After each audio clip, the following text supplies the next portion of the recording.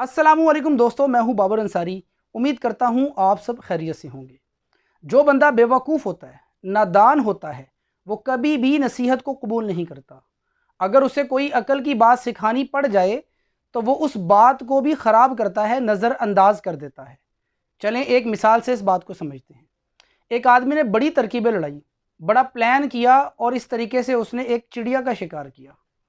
जब चिड़िया उसके काबू में आ गई और चिड़िया को ऐसा लगा कि अब मेरे पास भागने का कोई रास्ता नहीं है, तो उसने उस आदमी से फरियाद की कि देखो, मैं तो नन्ही मुन्नी सी एक चिड़िया हूँ। अगर तुम मेरा गोश्त खाना चाहोगे तो तुम्हें चंद बोटियों के सिवा क्या मिलेगा, और अगर तुम मुझे फ़रोख्त करते हो तब भी बहुत थोड़ा माल मिलेगा। तो क्या ये बेहतर बात नहीं है कि मैं तुम्हें कुछ ऐसी नसीहतें करूं जो तुम्हें दुनिया में फ़ायदा पहुंचाएं और तुम्हें मुझे मारने से कहीं ज़्यादा फ़ायदा होगा। उस आदमी ने कुछ देर सोच विचार की और इस बात पर रजामंद हो गया। चिड़िया ने कहा, मैं तुम्हें पहली नसीहत तुम्हारे हाथ पर बैठ के करूंगी, अगर वो तुम्हें बेहतरीन लगे तो मुझे छोड़ देना। दूसरी नसीहत मैं दीवार पर बैठ के करूंगी, और तीसरी नसीहत मैं दरख्त पर बैठ के करूंगी।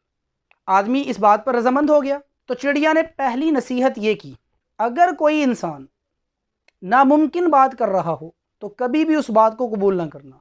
और दूसरी बात ये कि जो चीज़ चली जाए उसका गम ना करना, कि गुजरी हुई चीज़ का क्या गम करना, क्योंकि तुम्हारे गम करने से वो कभी तुम्हें वापस नहीं मिलेगी।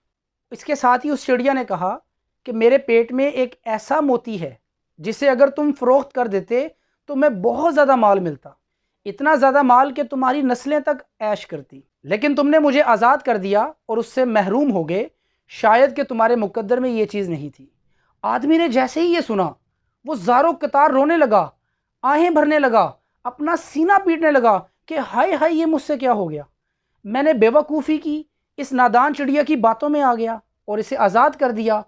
उफ, काश मैं ऐसा ना करता। जब वो रो रो कर थक चुका और चुप हुआ तो उस चिड़िया ने उसको कहा, अरे ओ बेवकूफ़ इंसान, मैंने तुम्हें कहा था कि गुजरी हुई बात का गम ना करना।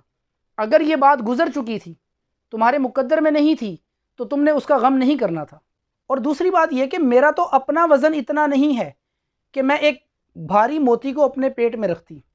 उस आदमी ने हैरत से उस चिड़िया को देखा और कहने लगा, बात तो तुम्हारी ठीक है, चलो फिर अब मुझे वो तीसरी नसीहत भी कर दो, क्योंकि तुम्हारी बातें वाकई बड़ी अक्ल में आने वाली हैं।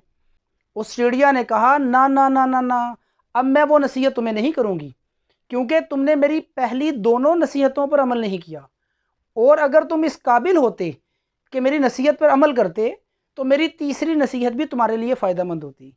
तो दोस्तों, बात वही है, जो बंदा कोई अच्छी बात कबूल नहीं करना चाहता, उसके सामने अपनी बात को पेश करना बात को ख़राब करने के मुतरादिफ है। अगर मेरी बात आपको अच्छी लगी हो तो मेरे चैनल को सब्सक्राइब करें और मेरी वीडियो को लाइक करें। बहुत शुक्रिया। अस्सलामु अलैकुम।